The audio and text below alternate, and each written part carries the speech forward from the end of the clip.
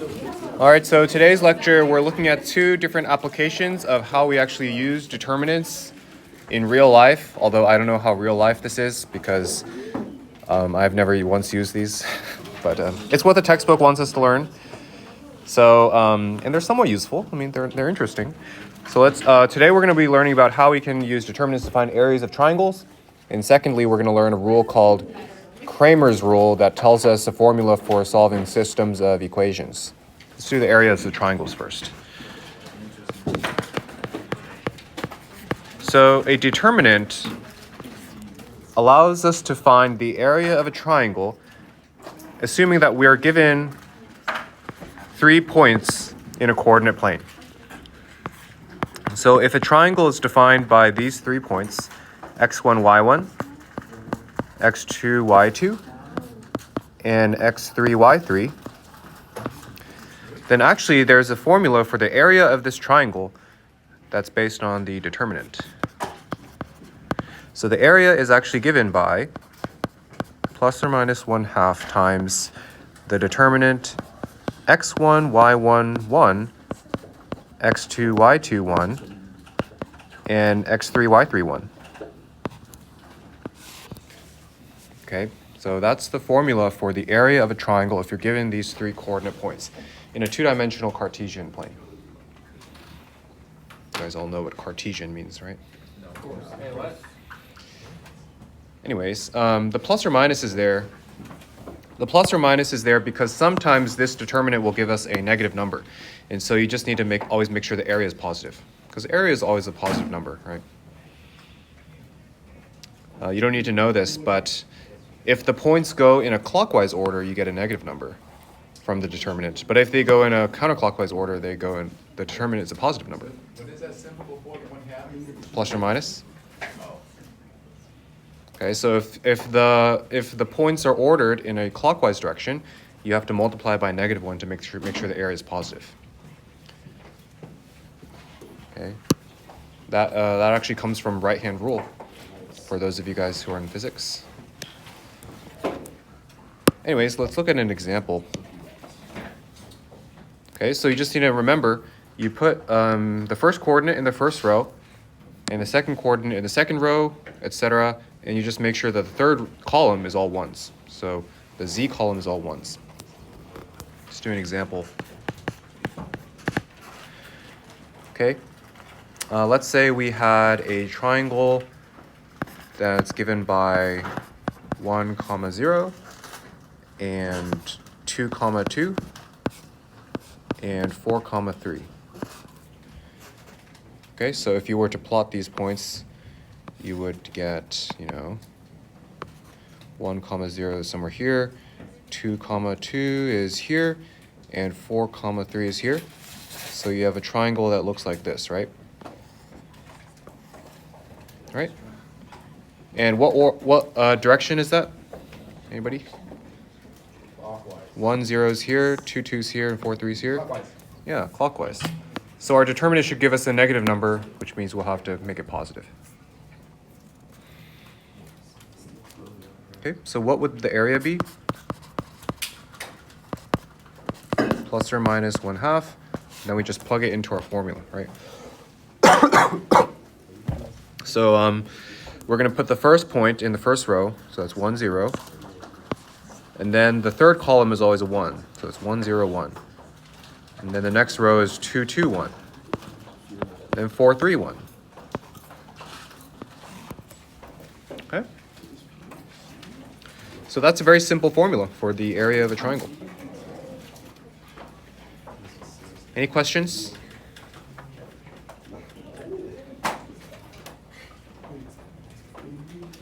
And so the next step, you would just have to calculate this determinant, which we can all do.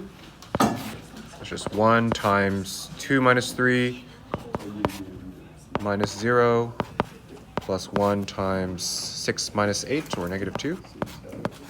So indeed, our determinant is negative, because the determinant is actually -3. Right, and so we want to make sure the answer is positive, because area is always a positive number. So the answer is just 3/2.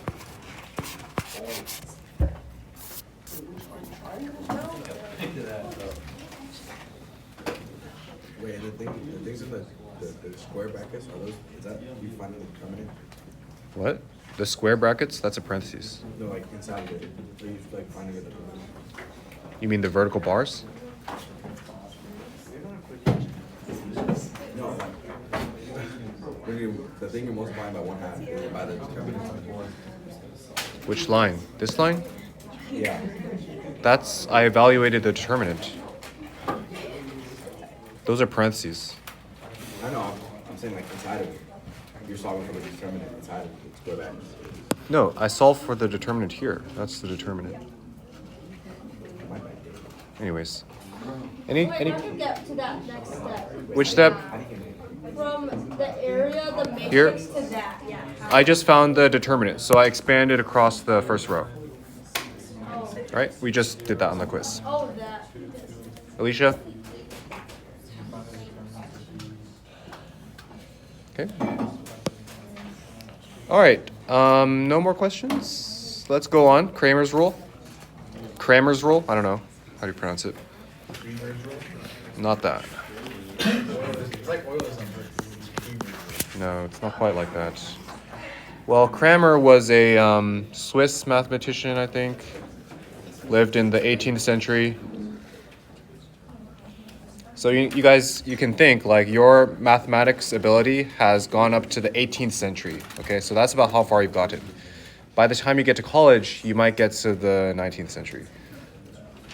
But 20th century, you will never get there unless you're a math major. So you're about as intelligent as a person 300 years ago. Who did math for a living? Huh? Who did math for a living? Yeah, Well, you know as much as they discovered. But, you know, could you have discovered it? I don't know about that. What's your knowledge then? What are you up to? Not much higher, actually. Since I wasn't a math major. Yeah. The math that's used in physics stops at around the 19th century. Are you up to before or after the American Revolution? The what? The American Revolution? Maybe after, because Euler lived in the 19th century, right? Yeah. Do you guys really know Euler, though? I don't know. So Kramer's rule allows us to solve systems of equations. Let's say we have this system of equations.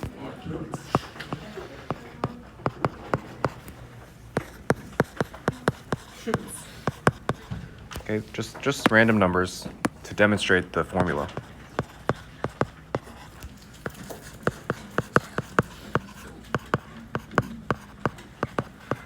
Okay, and actually let me write all the numbers on the right side with the red instead, because that will be apparent soon. Okay, so let's say we have a system of 3 equations. So this formula applies for any size system of equations. It could be 3 by 3 or 4 by 4. It has to be square, but any size that's square. So the first step in Kramer's rule is first calculating the determinant of the coefficient matrix. So that would be the determinant 1, 2, 3, 5, etc., 9, 10, 11. All right, so the first step is to calculate that determinant, the coefficient matrix. Okay?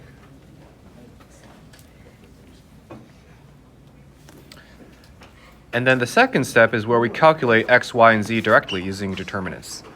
Okay, so here's the formula, and try to make sure you understand the pattern. X is equal to 1 over d, so 1 over that determinant we found in step 1, 1 over d times, and look carefully,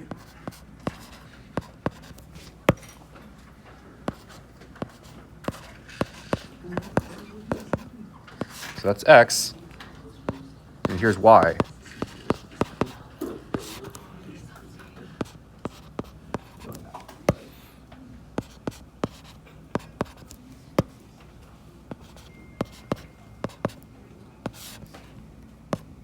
That's y, and then here's z.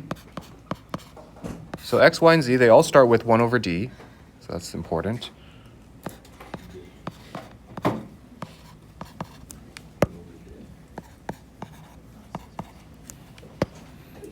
Okay, so that's the formula, Kramer's rule for x, y, and z. So hopefully you guys see the pattern. Basically, so all of them have 1 over d. That's quite important. But then, well, all we do is we take the original coefficient matrix, but then we replace the corresponding column with the column of constants on the right side of our equation. So for x, 4, 8, 12 replaces the first column. And why is that? That's because the first column is the column that corresponds to x, right? So the first column are the coefficients of x. And then for y, 4, 8, and 12 replace the second column instead. So the first and third columns stay the same, but the second column becomes replaced because that's the column that corresponds to y. And then for the third column, for z, it's now the third column that's replaced because that's the z column. How do you discover this? Yeah, What do you Use logic, use your mind. I don't What do know. you even use this for? Yeah. Just know. You Yeah, have so- to just know this. Don't ask why. You agree with her? What? You You have agree to with just her? know this. What else would you use? Yeah, how, so, No. why does it work though? How would you prove it? You can just calculate it and prove it. You do that real quick? Like, It would take me a while. But Well, no. Okay, how do you prove this? I'll show you guys very quickly.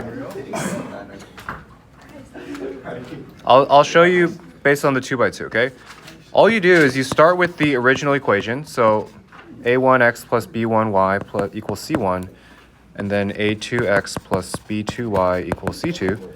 Okay, so just the 2 by 2 for example. And then you solve directly for x and y. That's not hard. You can just do Gaussian elimination, something like that, right?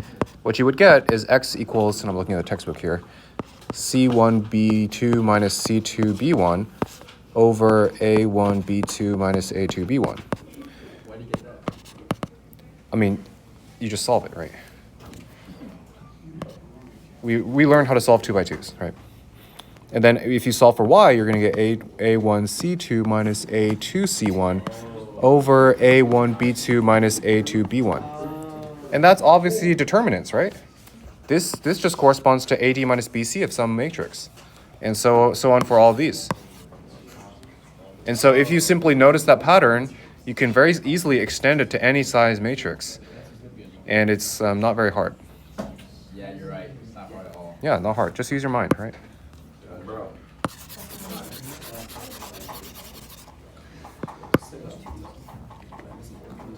Okay, but does the formula at least make sense?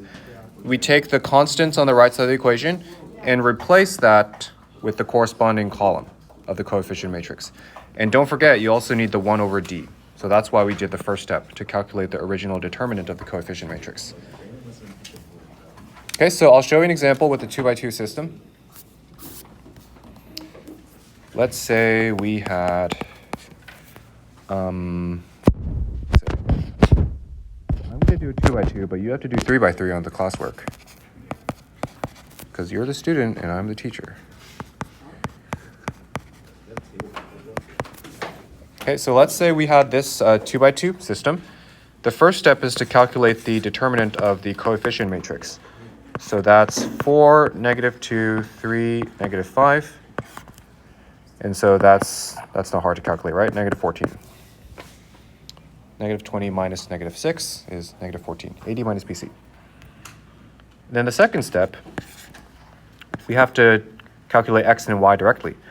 So x is going to be equal to 1 over d, so 1 over -14, times what determinant? We take the constants on the right side and use them to replace the x column. So 10 and 11 are going to come to the first column. And then the second column, the y column, will stay the same. So it's the y column is -2, -5. Okay, so that's x. And then y is very similar. It's also 1 over -14. But now the 10 and 11 are going to replace the y column, so the second column. And the first column stays the same. So that's what it is. Okay, and if you calculated this, you would get -1 over 14 times -50 minus -22 is negative 28, right? So you get 2 for x. And then y is equal to 1 over negative 14 times 44 minus 30, which is 14. And you get negative 1. All right, so that's your answer, 2 minus 1. That was easy, right? Any questions? Can you give another example? Did this not make sense? I wasn't paying attention very well. Okay, well, that's on you. Yeah, I guess it was. Yeah. But as long as the formula makes sense, it's not very hard to apply, right? We just take these constants here, 10 and 11, and replace the corresponding column of the matrix. Okay, so you might ask, is this what computers do to solve systems of equations? And the answer is no, because this is very computationally inefficient when you get to large systems of equations. So why do we learn it? I don't know. Yeah. So this is not used in reality. It's not even used by computers. I actually don't even remember this from pre-calc. So So maybe we should get quizzed or tested on this. yeah. So in general, computers use Gaussian elimination to solve systems of equations.